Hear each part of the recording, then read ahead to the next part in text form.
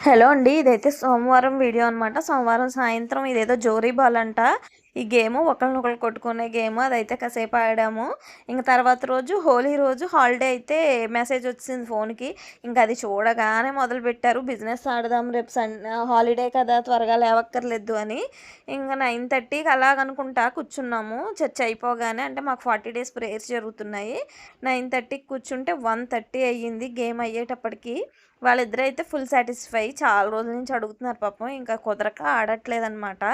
Fourth నుంచి నాకు కూడా వరుసగా వర్కులున్నాయనమాట. సో, దానికోసం అనేసి ఇంక మళ్ళీ ఖాళీ ఉండమనేసి వాళ్ళని కూడా సాటిస్ఫై చేసేసాం.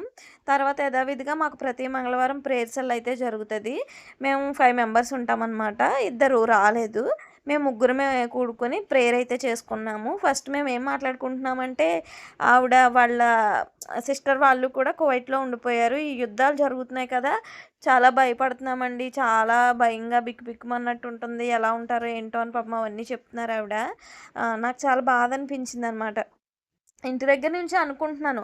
పాపం ఆవిడ వాళ్ళ సిస్టరాళ్ళు ఉన్నారు. ఎలా ఉన్నారు ఏంటనేసి అదే అడుగుతుంటే చెప్తున్నారు. ఇంక మా ఫస్ట్ ప్రేయర్ పాయింట్ యుద్ధాల గురించేనండి. అది యుద్ధాలన్నీ ఆగిపోయి దేవుడు ఆ దేశాలన్నింటి మీద శాంతి సమాధానాలు కలుగచేయాలనేసి ప్రేయర్ అయితే చేసుకున్నాము. మిన్ని ఆళ్ళుని కూడా తీసుకెళ్ళిపోయాం. హాలిడే కదా!